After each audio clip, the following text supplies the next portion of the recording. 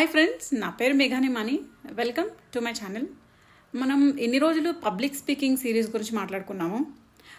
మధ్యలో కొన్ని రోజులు నాకు ఒంట్లో బాగాలేదు, హాస్పిటలైజ్ అయ్యాను. So okay, now I want to talk about mental health and psychology. And అసలు ఎందుకు చాలామంది ఎన్ని ప్రాబ్లమ్స్ ఉన్న లైఫ్లో ఒక సైకాలజిస్ట్ దగ్గరికి వెళ్ళడానికి జంకుతారు. అసలు ఎప్పుడు మనం సైకాలజిస్ట్ హెల్ప్ తీసుకోవాలి, ఇవన్నీ తెలుసుకుందాం. అండ్ నిన్న world mental health day. So mental health అనేది చాలా చాలా ఇంపార్టెంట్ అండి. ఫిజికల్ హెల్త్ లేని వాళ్ళు కూడా మెంటలీ స్ట్రాంగ్ ఉండి మెంటలీ హెల్తీగా ఉంటే పెద్ద పెద్ద క్యాన్సర్ లాంటివి కూడా వాళ్ళు ఓవర్కమ్ చేస్తారు. మనం ఏంటంటే కనిపించే ఫిజికల్ డిజీజెస్ అయితే అయ్యో నాకు క్యాన్సర్ అండి అని కూడా ఒప్పుకుంటాం. కానీ అదే నేను అతిగా ఆలోచిస్తున్నాను, అతిగా టెన్షన్ పడుతున్నాను, లేదా నేను డిప్రెషన్లో ఉన్నాను అని ఒప్పుకోవడానికి మాత్రం మనకు మనసు రాదు. ఎందుకంటే ఇప్పటికి కూడా ఇంత చదువుకున్నా, ఇంత అడ్వాన్స్ అయినా, ఏఐ రోబోట్స్ జనరేషన్లో ఉన్నా కూడా ఎస్ మనకి మెంటల్గా కూడా మన బ్రెయిన్ కూడా స్ట్రెస్ అవుట్ అవుతుంది అని ఒప్పుకోవడానికి ఇంకా మనకేదో తెలియని సంకోచం. కానీ ఎంత తొందరగా మన కొంచెం ప్రాబ్లంలో ఉన్నాము, మన మైండ్ అనుకున్న దానికన్నా ఎక్కువ ఇబ్బంది పడుతుంది అని రియలైజ్ అయ్యి ఎంత తొందరగా మనం హెల్ప్ తీసుకుంటే మన లైఫ్ అంతా స్మూత్గా ఈజీగా ఉంటుంది. సరే, అయితే ఇప్పుడు ఈ ఫీల్డ్లో సైకియాట్రిస్ట్స్ ఉంటారు, సైకాలజిస్ట్స్ ఉంటారు, అలానే కౌన్సిలర్స్, ఆ తర్వాత గైడెన్స్, లైఫ్ కోచెస్, అంటే చాలా రేంజెస్ ఉన్నాయి. సో సైకియాట్రిస్ట్ ఎవరు అంటే వాళ్ళు ఎంబీబీఎస్ చదివి ప్రాపర్గా వాళ్ళు డాక్టర్. అలానే బ్రెయిన్కి సంబంధించిన సర్జరీలు, ఆపరేషన్స్, మందులు, డ్రగ్స్, ట్రీట్మెంట్స్, షాక్స్ ఇవన్నీ వాళ్ళే ఇవ్వగలరు. సో వీళ్ళు మామూలు డాక్టర్స్, సైకియాట్రిస్ట్స్.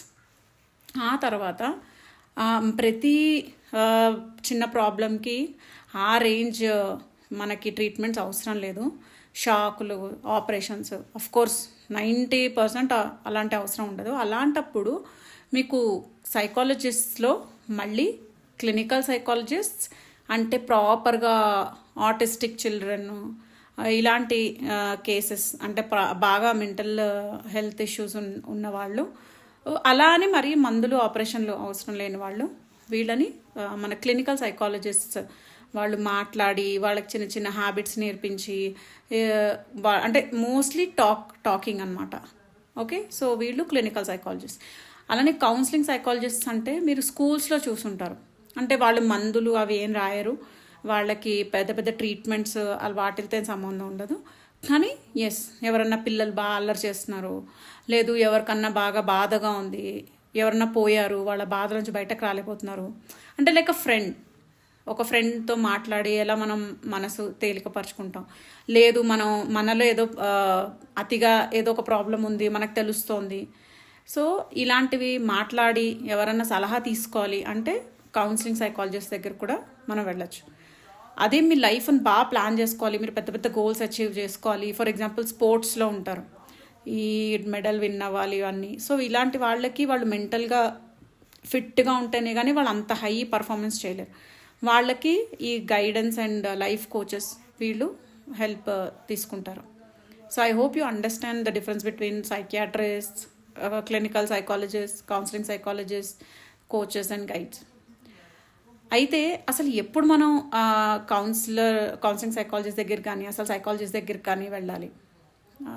ఎప్పుడు అంటే మీకున్న ఏదో ఒక ప్రాబ్లం, అంటే ఓవర్ థింకింగ్ కానీ, ఓవర్గా స్ట్రెస్ అవ్వడం కానీ, యాంగ్షియస్ అంటే ప్రతిదానికి అతిగా భయపడిపోవడం కానీ, ఆ తర్వాత బాగా సాడ్గా ఉంటున్నారు, మంచి మంచి లేవాలనిపించట్లేదు, ఇలాంటివి ఏదైనా కూడా అందరికీ ఉంటాయి. కానీ మీకు దానివల్ల అసలు day to day life problem అయిపోతుంది. మీరు రోజు పనులు చేయలేకపోతున్నారు. మీకు ఒకప్పుడు ఆ ఫ్రెండ్స్తో బయటకు వెళ్ళాలి, అది చేయాలి, ఇది చేయాలి, ఈ పని చేయాలి, పెయింటింగ్ చేయాలి, డ్రాయింగ్ చేయాలి, ఇవన్నీ ఉన్న ఇంట్రెస్ట్ ఇప్పుడు అసలు లేదు. అలా మంచంలో పడుకొని ఉండాలనిపిస్తుంది, లేదు. ఓవర్ యాంగ్షియస్నెస్, అతిగా భయపడిపోతున్నారు, అతిగా ఆలోచించేస్తున్నారు. సో ఇలాంటివి ఏదైనా కూడా అందరికీ ఉంటాయి, కొద్ది గొప్ప ఉంటాయి. కానీ అది వెంటనే మనం తెలుసుకొని నేను అతిగా ఆలోచిస్తున్నాను, అయ్యో ఇలా కాదు, నేను ఏదో ఒక డెసిషన్ తీసుకోవాలి అని నార్మల్లోకి వచ్చేస్తూ ఉంటాం మనం. ఇలా వెళ్ళడం రావడం అదే లైఫ్ కదా, కానీ అంటే మన మైండ్ని బ్యాలెన్స్ చేసుకోవడం. కానీ ఎప్పుడైతే అది బ్యాలెన్స్ దాటేసిందో, చాదస్తం పెరిగిపోయింది, ఓసిడి, తోమి రుద్దిందే రుద్ది, అంటే ఏదైనా సరే మీకు మీ డైలీ రొటీన్కి అడ్డుపడిపోతుంది ఇంకా మీకున్న అలవాటు. అప్పుడు మీరు డెఫినెట్గా దాన్ని గుర్తించి ఏ తప్పు లేదు, పిచ్చి కాదు, అసలు ఏవి పిచ్చులు కాదు, ఇవన్నీ లైఫ్ స్టైల్ ప్రాబ్లమ్స్. మన మైండ్కు చాలా పదునైంది, చాలా కాంప్లికేటెడ్, ఇది మనకు అర్థం కాదది. ఒక్కొక్కసారి మనం నెగిటివిటీలోకి జారిపోవచ్చు, చాదస్తంలోకి జారిపోవచ్చు, అది ఎప్పుడు జరిగిందో కూడా మనకు తెలీదు. సో ఇది చాలా కామన్. అలాంటప్పుడు మీరు సైకాలజిస్ట్ దగ్గరికి వెళ్ళి మీరు ఇలా ఉంది, నేను అసలు రోజు చేసేది కూడా చేయలేకపోతున్నాను, ఇలా ఉంది అని మాట్లాడితే డెఫినెట్గా వాళ్ళు మీకు హెల్ప్ చేస్తారు. సైకియాట్రిస్ట్ అనేది అఫ్కోర్స్ చాలా రేర్ కేసెస్ ఉంటాయి, లేవు అని కాదు. కింద పడి దెబ్బ తగలడం, పెద్ద పెద్ద మెమరీ లాసెస్ ఇలాంటివి ఏమన్నా ఉన్న వాళ్ళు మెడికల్ సైడ్ కూడా వెళ్ళచ్చు. So I hope this video helps and let's spread the awareness about mental health. ఇప్పుడు చిన్న పిల్లల నుంచి స్ట్రెస్ అయిపోతున్నారండి బాబు, అసలు చిన్న పిల్లలు కూడా స్ట్రెస్. మా చిన్నప్పుడు అసలు స్ట్రెస్ అంటే మాకు తెలీదు.